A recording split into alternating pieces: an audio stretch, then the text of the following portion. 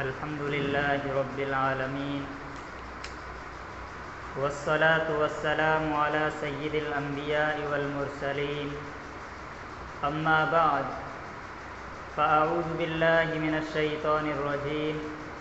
بسم اللہ الرحمن الرحیم یا ایہا الذین آمنوا لا تأکلوا اموالکم بینکم بالباطل إلا أن تكون تجارة عن تراض منكم وقال الله تعالى يا أيها الذين آمنوا إذا تداينتم بدين إلى أجل مسمى فاكتبوه صدق الله العظيم وقال النبي صلى الله عليه وسلم تعاشروا كالإخوان تعاملوا كالأجانب۔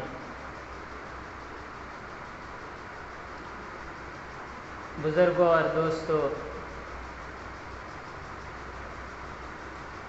دین اسلام ایسا دین ہے جو زندگی کے ہر حصے میں، ہر شعبے میں ہماری رہنمائی کرتا ہے اور زندگی گزارنے کا طریقہ بتاتا ہے۔ دین اسلام صرف یہی نہیں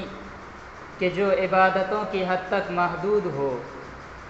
یا چند مذہبی رسومات کو ادا کر لینے کا نام دین ہے، ایسا نہیں ہے، بلکہ دین اسلام ایک مکمل دین ہے جو مکمل نظام زندگی گزارنے کا طریقہ ہمیں پیش کرتا ہے۔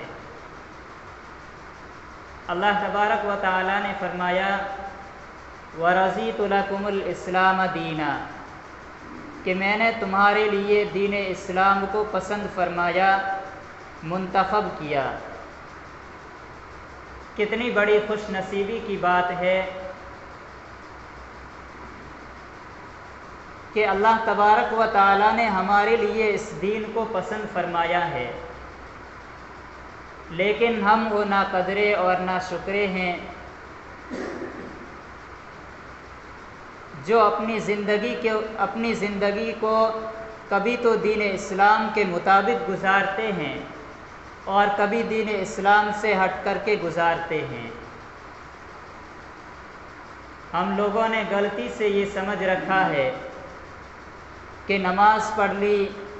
روزہ رکھ لیا، زکوٰۃ ادا کر دی، حج کر لیا،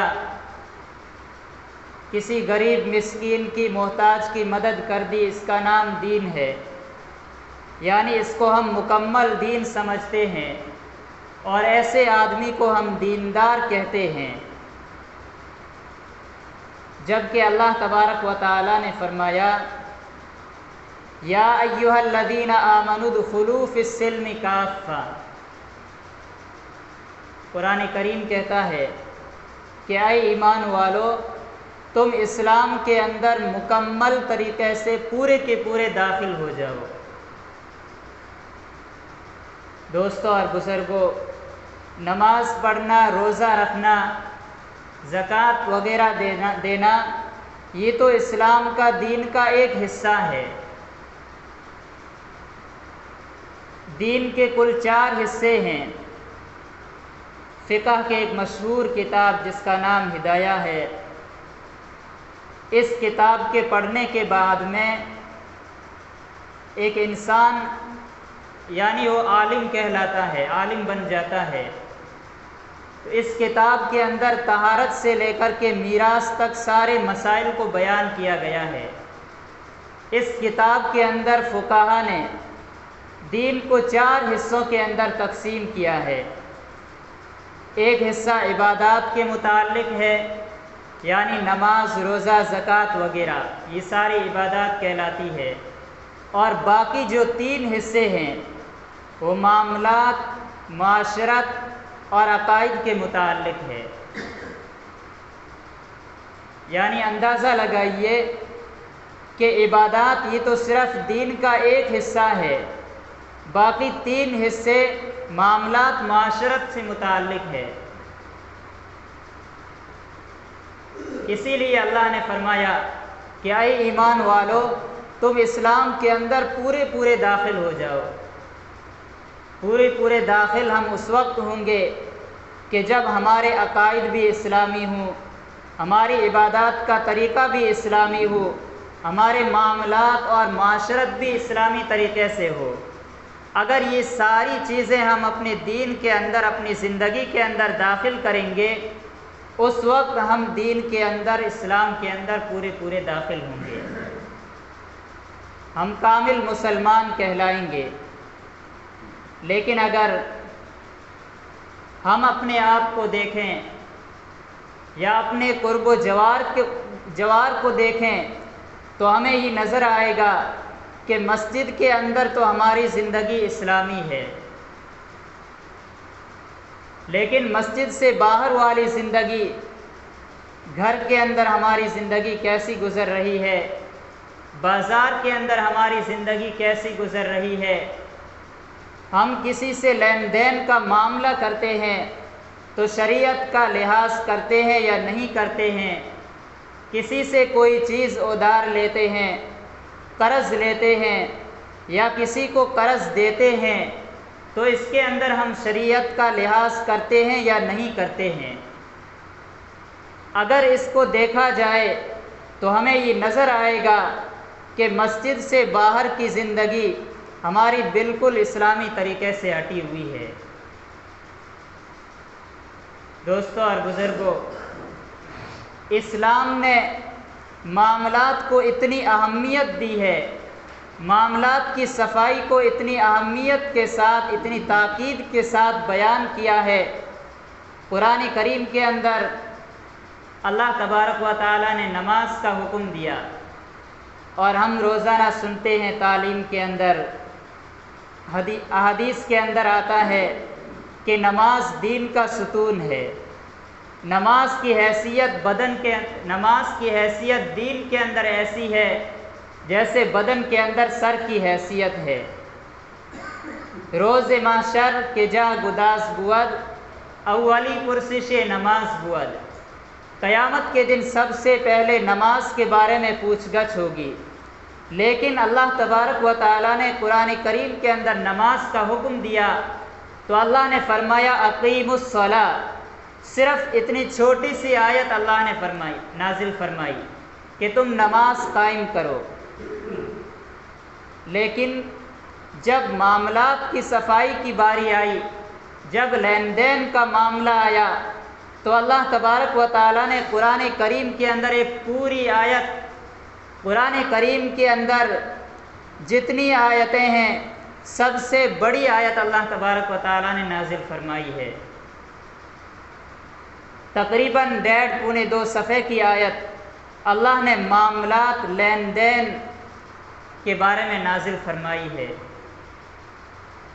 اللہ فرماتے ہیں یا ایھا الذین آمنوا اذا تداینتم بدین الی اجل مسمی، کہ اے ایمان والو، جب تم آپس میں لین دین کا معاملہ کرو، ادھار لین دین کا معاملہ کرو، تم کوئی چیز بیچ رہے ہو یا کوئی چیز خرید رہے ہو، تم قرض دے رہے ہو یا تم کسی سے قرض لے رہے ہو، فاکتبوا، تو تم اس کو لکھ لو۔ کیا فرمایا کہ جب تم آپس میں ادھار لین دین کا معاملہ کرو ایک متعینہ مدت تک تو تم اس کو لکھ لیا کرو، کیونکہ اللہ کو معلوم تھا کہ انسان کا دماغ کمزور ہے، انسان ہر چیز کو، ہر بات کو جب تھوڑا سا وقت گزر جاتا ہے تو اس کو یاد نہیں رکھ سکتا ہے۔ اللہ نے فرمایا فاکتبوہ، کہ تم اس کو لکھ لیا کرو۔ لکھنے کا فائدہ یہ ہوگا کہ آپس میں جب قرض لینے کا وقت آئے گا، وہ چیز واپس دینے کا وقت آئے گا تو تمہارے درمیان لڑائی اور جھگڑا پیدا نہ ہو، اس لیے فرمایا فاکتبوہ، کہ تم اس کو لکھ لیا کرو۔ دوستوں اور بزرگوں، آج معاملات کے تعلق سے، لین دین کے تعلق سے ہم لوگوں کی انتہائی زیادہ غفلت ہے، اس لیے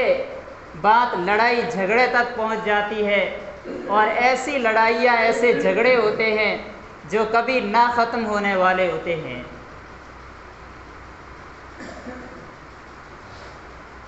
معاملات کی صفائی نہ ہونے کی وجہ سے آج ہماری آمدنی مشکوک ہو گئی ہے، یعنی یوں کہہ لیجئے کہ حرام آمدنی ہماری حلال کمائی کے ساتھ مل رہی ہے، جس کی وجہ سے گناہ کی نفرت ہمارے دلوں سے ختم ہوتی جا رہی ہے۔ ہم گناہ کرتے جاتے ہیں لیکن ہمیں احساس ہی نہیں ہوتا کہ ہم کوئی گناہ کر رہے ہیں۔ گناہ کی نفرت دل سے ختم ہو جاتی ہے۔ وجہ اس کی یہ ہے کہ لین دین اور معاملات کے اندر ہم نے صفائی کا اہتمام نہیں کیا، جس کی وجہ سے ہماری کمائی کے اندر حرام اور مشکوک کمائی بھی مل گئی ہے۔ اب ایک تو ہوتا ہے حرام، حرام دو طرح کا ہوتا ہے۔ ایک وہ حرام ہے جس کو ہر شخص سمجھتا ہے، ہر شخص کو معلوم ہے کہ یہ چیز حرام ہے۔ مثال کے طور پر سود ہے، بیاج ہے، دھوکے سے لیا ہوا مال، چوری سے لیا ہوا مال، ہر شخص جانتا ہے کہ یہ حرام ہے۔ اور ایک حرام کی دوسری قسم یہ ہے کہ جو مشکوک ہے، یعنی وہ حرام واضح نہیں ہے، ہمیں پتہ ہی نہیں چلتا ہے کہ یہ چیز بھی حرام ہے۔ اس لیے اللہ نے فرمایا یا ایھا الذین آمنوا اذا تداینتم بدین الی اجل مسمی فاکتبوہ، کہ جب بھی تم ادار لین دین کا معاملہ کرو تو تم اس کو لکھ لیا کرو۔ اور نبی کریم صلی اللہ علیہ وسلم کی تعلیم یہ ہے کہ چاہے معاملہ بھائی بھائی کے درمیان ہو، باپ بیٹے کے درمیان ہو، شوہر بیوی کے درمیان ہو، پھر بھی یہ تمام معاملات ایک دم صاف اور بے غبار ہونے چاہیے۔ تعاشروا کالاخوان، نبی کریم صلی اللہ علیہ وسلم نے ارشاد فرمایا کہ تم بھائیوں کی طرح رہو، آپس میں زندگی گزارو بھائیوں کی طرح۔ تعاشروا کالاخوان تعاملوا کالاجانب، لیکن جب آپس میں معاملہ کرو، کسی کو قرض دے رہے ہو، کسی سے قرض لے رہے ہو، کالاجانب، تو تم اجنبیوں کی طرح معاملہ کرو۔ یعنی ہم بازار جاتے ہیں، ہم پہچانتے نہیں ہیں، ایک دکاندار سے کوئی سامان خریدتے ہیں، جس طرح اس اجنبی کے ساتھ ہم معاملہ کرتے ہیں، اسی طرح چاہے بھائی بھائی سے قرض لے رہا ہو، باپ بیٹے سے قرض لے رہا ہو، ایک رشتہ دار دوسرے رشتہ دار سے قرض لے رہا ہو، پھر بھی نبی کریم صلی اللہ علیہ وسلم کی تعلیم یہ ہے کہ تم آپس میں معاملہ کرو اجنبیوں کی طرح۔ اللہ نے فرمایا فاکتبوہ، کہ تم اس کو لکھ لیا کرو۔ لیکن دوستو اور بزرگوں، آج جب یہ بات کہی جا رہی ہے تو ہمارے دل کے اندر ایک تعجب ہوتا ہے کہ بھائی بھائی کے درمیان معاملے کی صفائی کی کیا ضرورت ہے، لکھنے کی کیا ضرورت ہے؟ باپ بیٹے سے ادار لے رہا ہے، بیٹا باپ سے لے رہا ہے، لکھنے کی کیا ضرورت ہے؟ باپ کا کاروبار چل رہا ہے اور کاروبار کے ساتھ بیٹے بھی کام کر رہے ہیں۔ اب یہ معلوم نہیں، یہ بات واضح نہیں کی، صاف نہیں کی کہ بیٹا باپ کے ساتھ کس حیثیت سے کام کر رہا ہے۔ کیا بیٹا شریک اور حصے دار کی حیثیت سے باپ کے ساتھ کام کر رہا ہے، یا ملازم یعنی تنخواہ کے طور پر کام کر رہا ہے، یا ایسے ہی بیٹا باپ کی مدد کر رہا ہے؟ یہ بات کوئی واضح نہیں کی۔ اب سال گزرتے گئے، کاروبار بڑھ رہا ہے، دکانیں بڑھ رہی ہے، گھر کے اندر نئی نئی چیزیں خرید کر لائی جا رہی ہے، بھائیوں کے نئے مکانات بن رہے ہیں۔ اب چند سالوں کے بعد باپ کا انتقال ہو گیا، پھر جو بڑا بیٹا ہوتا ہے وہ سارے مال پر قابض ہو جاتا ہے، پھر 10-20 سال گزرے، اب بڑے بیٹے نے اپنا شاندار گھر بنا لیا، اب اس کے اندر چھوٹے بھائی کے بھی پیسے لگ رہے ہیں، تیسرے چھوٹے بھائی کے بھی پیسے لگ رہے ہیں، لیکن پیسے لگاتے وقت یہ متعین نہیں کیا کہ مکان تو بڑے بھائی کا بن رہا ہے، لیکن اس مکان کے اندر چھوٹے بھائی کے، جو دونوں ایک ساتھ گھر میں رہتے ہیں، چھوٹے بھائی کے جو پیسے لگ رہے ہیں وہ بڑے بھائی کو ادار کے طور پر دے رہا ہے یا بڑے بھائی کی ایسے ہی مدد کر رہا ہے، یہ بات واضح نہیں ہوتی ہے۔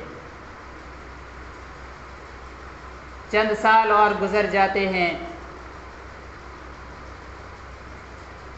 پھر جب کسی اور کا انتقال ہو جاتا ہے، اب چونکہ شروع سے یہ بات معاملات کی واضح نہیں تھی تو اب بات لڑائی جھگڑے تک پہنچ جاتی ہے۔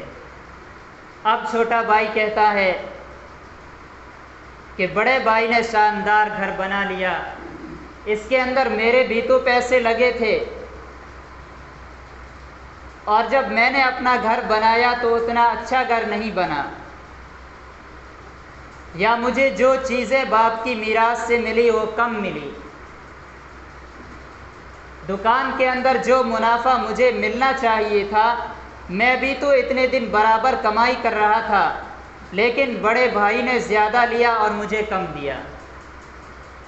اب چونکہ معاملہ لکھا ہوا نہیں تھا، بات لڑائی جھگڑے تک پہنچ جاتی ہے، آپس میں نفرتیں پیدا ہو جاتی ہے، دل آپس میں ٹوٹ جاتے ہیں۔ اس لیے اللہ تبارک و تعالیٰ نے فرمایا کہ جب بھی تم کوئی معاملہ آپس میں کرو تو تم اس کو لکھ لیا کرو،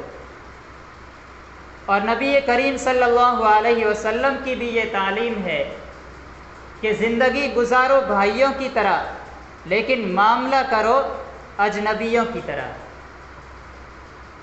جس طرح ایک آدمی دوسرے آدمی کو پہچانتا نہیں، اس کو قرض دیتا ہے تو کس طریقے سے صفائی کے ساتھ لکھتا ہے کہ اتنے مہینوں کے بعد قرض واپس دینا ہوگا، اتنی قسطوں میں قرض واپس دینا ہوگا، جس طرح وہ لکھتا ہے اسی طرح چاہے بھائی بھائی کا معاملہ ہو، باپ بیٹے کا معاملہ ہو، اس کو بھی لکھ لینی چاہیے۔ اور گھر کے اندر ہر ایک کی ملکیتیں، چیزیں متعین ہونی چاہیے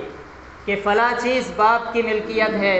اور فلاں چیز بیٹے کی ملکیت، فلاں بیوی کی ملکیت، فلاں شوہر کی ملکیت ہے۔ ان تمام چیزوں کو تم لکھ لیا کرو، متعین کر لیا کرو،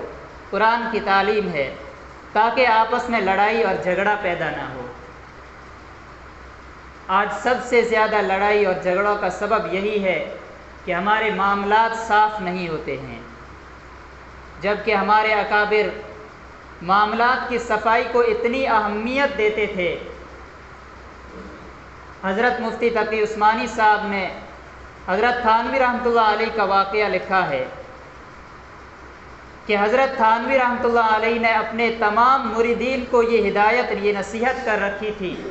کہ جب بھی تم کہیں سفر کرو تو جو سامان سرکاری، جو متعین کردہ سامان ہوتا ہے کہ ٹرین کے اندر اتنا سامان تم لے جا سکتے ہو، اتنے سے زیادہ ہو تو تم کو اس کا کرایہ ادا کرنا پڑے گا، اگر تمہارا سامان زیادہ ہو تو تم از خود اس کا کرایہ دو۔ کتنی معاملات کو اہمیت دیتے تھے۔ اسی طرح ہم کہیں سفر کرتے ہیں، ہمارے گھر سے لے کر کے وہاں تک کا کرایہ 40-50 روپے ہیں۔ اب ہم نے گاڑی میں سوار ہوتے وقت کرایہ متعین نہیں کیا، جب وہاں جا کر اسٹیشن پر اترے تو ڈرائیور نے کہا کہ 50 روپے کرایہ بنتا ہے، ہم نے اس کو 40 روپے دے دیے اور اس کا دل راضی نہیں ہوا، ہم نے کہہ دیا کہ میں تو اتنا ہی دوں گا، تو اب یہ جو 10 روپے ہمارے ذمے رہ گئے، ہم نے جو 10 روپے کم دیے ہیں، یہ اس کا حق ہمارے ذمے رہ گیا، اور یہ حق ہمیں، اگر ہم نے دنیا کے اندر ادا نہیں کیے، قیامت کے دن ہمیں اس کا حق ادا کرنا ہوگا۔ دوستو اور بزرگوں، ایک تو اللہ کا حق ہے اور ایک بندے کا حق ہے۔ اللہ کا حق مثلا نماز پڑھنا، روزہ رکھنا، گناہ نہ کرنا، اگر ہم نے اللہ کے حق کے اندر کوتاہی کی ہے تو اللہ کے حق اب ہم توبہ کرنا چاہتے ہیں تو توبہ کے لیے 3 شرطیں ہیں۔ پہلی شرط کہ گناہ چھوڑ دو، اللہ سے رو رو کر معافی مانگو اور آئندہ نہ کرنے کا پختہ ارادہ کرو تو اللہ اس گناہ کو معاف فرما دیں گے، اور اللہ تو رحیم ہے، بغیر توبہ کے بھی اللہ معاف فرما سکتا ہے۔ لیکن اگر بندے کا حق ہم نے مارا ہے تو 3 شرطیں نہیں بلکہ اللہ نے ایک اور شرط کا اضافہ رکھا ہے، ایک اور شرط بڑھا دی کہ پہلے تم جا کر اس بندے سے معافی مانگو، اس بندے کو اس کا حق ادا کرو یا اس سے اپنا حق معاف کراؤ، پھر آ کر کے تم اللہ سے معافی مانگو تو تمہاری توبہ قبول ہوگی۔ اگر بندے کا حق تم نے مارا اور تم نے بندے کا حق ادا نہیں کیا، اب چاہے تم 1000 سجدے کرو، چاہے رو رو گڑ گڑا کر اللہ سے معافی مانگو، چاہے تم کعبے کی چوکھٹ پکڑ کر کے اللہ سے معافی مانگو، تب بھی اللہ معاف نہیں کرے گا، کیونکہ اللہ کہتا ہے کہ میرا حق ہے، چلو میں تو بے نیاز ہوں، اللہ الصمد، اللہ کسی چیز کا محتاج نہیں ہے، اللہ کے حق میں تم نے کوتاہی کی ہے، اللہ چاہے گا تو تم کو اس کا اپنا حق معاف کر دے گا۔ لیکن اگر تم نے بندے کے حق میں کوتاہی کی ہے تو بندہ کیونکہ ضرورت مند ہے، بندہ حاجت مند ہے، بندے کو تمہارے مدد کی ضرورت ہے، اس لیے پہلے تم جا کر کے بندے کا حق ادا کرو، اللہ کہتا ہے پھر میرا حق ادا کرو۔ اس لیے بزرگوں اور دوستو، دین کے جتنے بھی شعبے ہیں تمام شعبوں پر ہمیں عمل کرنا چاہیے، چاہے وہ عقائد ہوں، عبادات ہوں، معاملات اور معاشرت ہو۔ معاملات یعنی لین دین کا ہو یا معاشرت یعنی رہن سہن سے ہو، ہر چیز کے اندر ہمیں شریعت کی اور دین کی رعایت کرنی ہے۔ اللہ تبارک و تعالی ہمیں دین کے ہر حصے پر عمل کرنے کی توفیق نصیب فرمائے۔ اللہ ہمیں کہنے اور سننے سے زیادہ عمل کرنے کی توفیق عطا فرمائے۔ وآخر دعوانا الحمدللہ رب العالمین۔ Thanks for watching. Don't forget to like, comment, share and subscribe to Al Wahid channel.